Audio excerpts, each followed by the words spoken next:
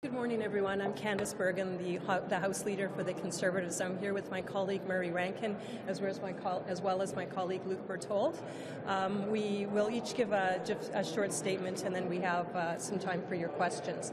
I think it's clear with the latest move that the Liberals have done with this letter and proposed motion that Ms. Bardish has announced. It's very clear that the Liberal arrogance and the plans that they have are not going away. They have not listened to us as opposition. It's clear that they want to have the ability to give the Prime Minister permission to only be in the House of Commons to answer questions one day a week for 1 hour. They don't have to change the rules. If he wants to be here all day on Wednesday, they could be doing that. But it's clear they want license so that he doesn't have to show up any more than that 1 hour, 1 day a week. It's also very clear that they want to be able to use time allocation. They want to use omnibus bills. They want to use all of the things that they criticized other governments for doing, and they want to be able to do it, but again, give themselves license to do it. It's pretty rich. It's hypocritical. And it's making, again, fundamental changes to the way the House of Commons operates without making those changes the way normally they would be made, which is with consensus of all parties. So we're concerned. We actually see this as worse than just bringing this motion to committee. They're bringing it to the House. They are taking this a notch, several notches further and making this even more of an untenable situation for us. The NDP, the Conservatives, are still united, more united than ever, in terms of fighting against this. And we're doing it not just for this Parliament, we're doing it for future Parliaments, and we're doing it for Canadians. These Liberals can't be trusted. The Prime Minister can't be trusted. We have a Minister of Defence who misled Canadians very recently, and he's trying now to backtrack and say, well, he just made a mistake. He misled Canadians. The Prime Minister has misled Canadians on the budget. We can't trust him to show up and to answer questions, especially when they make these fundamental changes. So we're concerned, and we're not going to stop fighting back on what they're trying to do. Thanks. I would just like to echo what Candice said very well. We are deeply disappointed in this. It's a power grab by the Liberals, plain and simple. We have no idea why they think they can get away with this and break the tradition that goes back virtually to 1867. The Parliament is for the people of Canada. It's not to make the government's work more efficient. It's to hold the government to account. They made lots of promises. They say they have to keep this and not give the opposition a veto on their election promises. Some of you may remember when they promised that they would continue with home delivery. Some of you may remember that they promised that this would be the last election under the first past the post rules that would be coming up in 2019. So we're very suspicious about the argument that somehow they have to do this to keep a promise. If they had promised that they wanted to change the way another branch of government works, for example, the judiciary, would they be able to do that on their own because they talked about it during an election? It's deeply disappointing and frankly offensive to our traditions that they would go ahead and do that. And some of the specifics are laughable. The next bill that we're about to debate is called an omnibus bill. They choose to call it a budget bill, but it amends the Judges Act. It rolls in two other bills, the Artificial Intelligence Bill and a Veterans Bill, and I think there's almost 30 bills that are encapsulated in the omnibus bill. But we're going to change all that with the changes to the omnibus legislation. It's laughable, we're suspicious, and we're deeply concerned.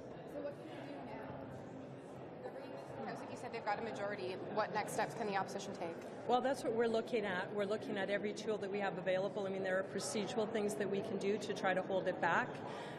But it's really worrisome. I think that, you know, we're looking to the Canadian public, to Canadians, to voice their concerns to Liberal backbenchers. We think that Liberal backbenchers probably aren't necessarily pleased with this either. And so we're hoping that Canadians will respond and tell Mr. Trudeau that he needs to show up for work more than one day, 1 hour. Sorry, let's face it, the reason why they seem to be backtracking is because they want the filibuster to end in the House. So the question here today is, are you going to stop? Are we to expect that you will stop holding votes for whatever reason? What should we expect in terms of your... Well, they had a motion before the committee. There was a filibuster in the committee. In the House of Commons, that there are points of privilege, that there are basically that you're holding things back. Well, we are going to continue to use every tool available to send the message and to let them know that this isn't acceptable.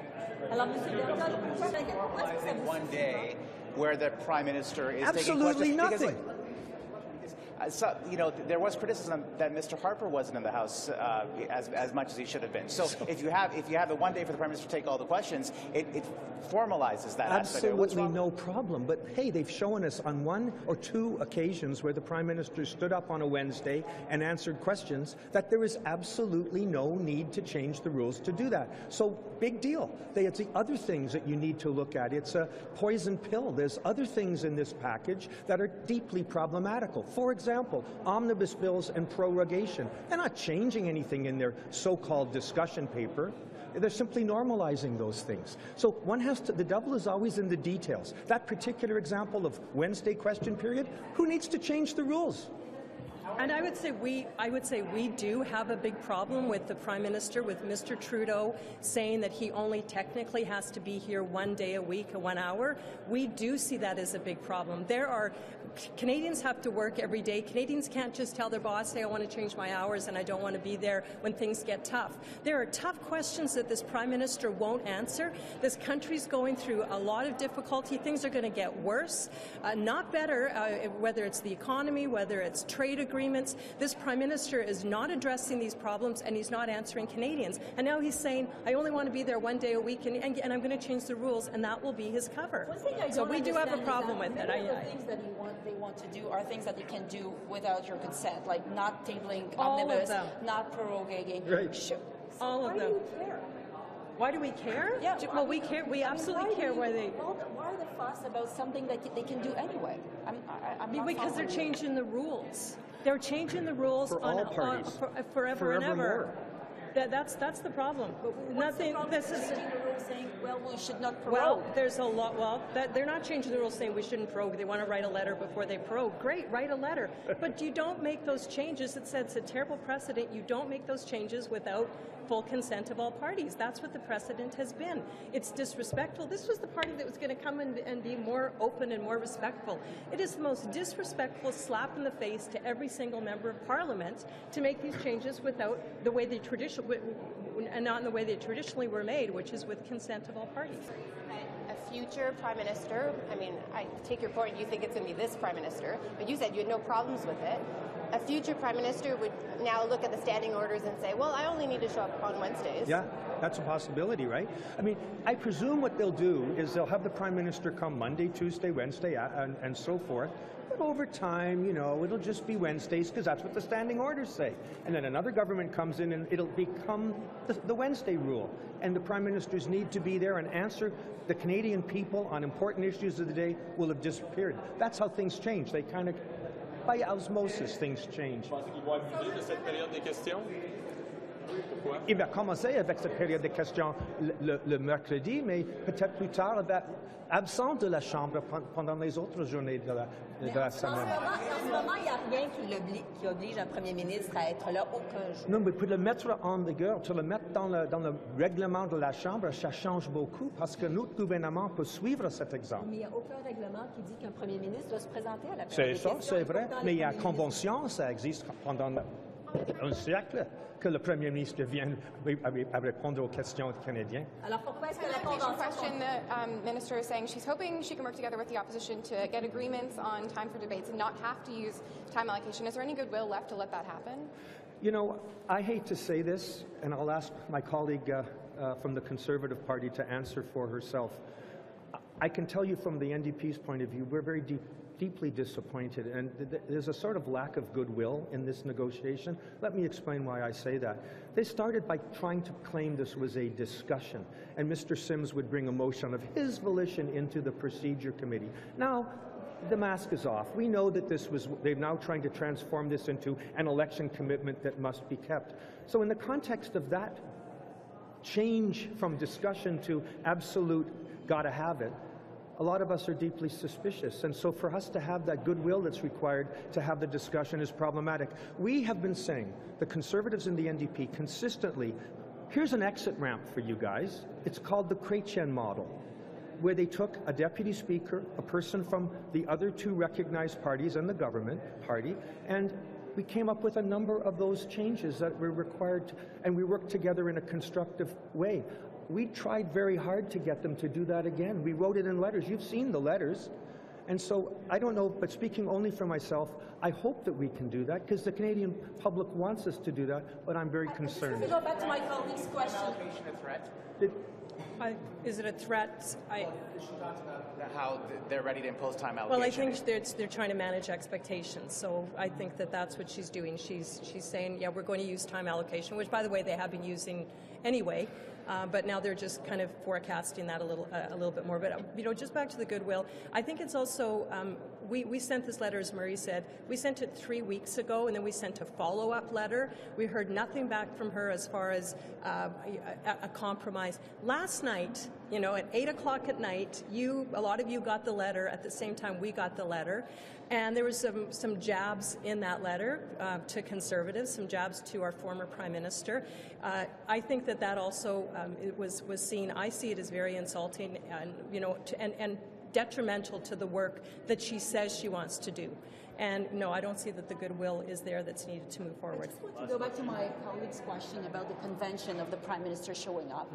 What she was mentioning is that there are no rules that forces the Prime Minister to be here for five days a week. So you said it's a convention that he shows up. Yes. So why do you think that if they change the rules, the convention of him showing more than once a week will not prevail? Well, I was simply making the point that when you codify something in essentially law, the law of the House of Commons, so-called standing orders, then over time that becomes the rule.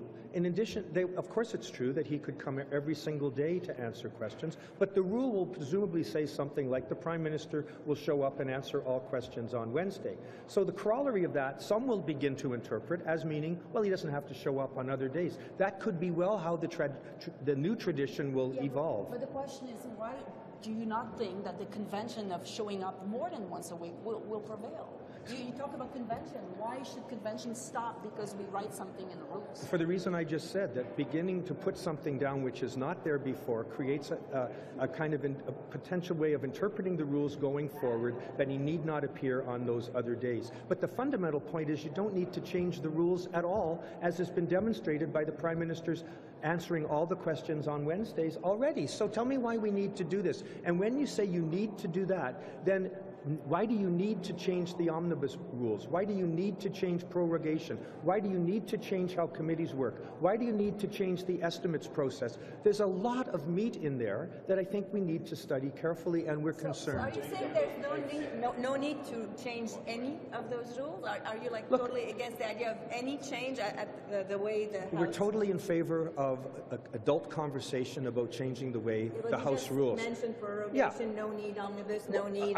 I'm simply saying that they are proposing significant changes in those processes that govern how Parliament works. I didn't say there's no need to examine from time to time the way this place works. Of course there is. They use words like modernization. Who can be opposed to modernization? We're simply saying rules that appear to be designed to make the world better for the government should cause us all concern if it detracts from the role of oppositions in holding government to account. Thank you very much.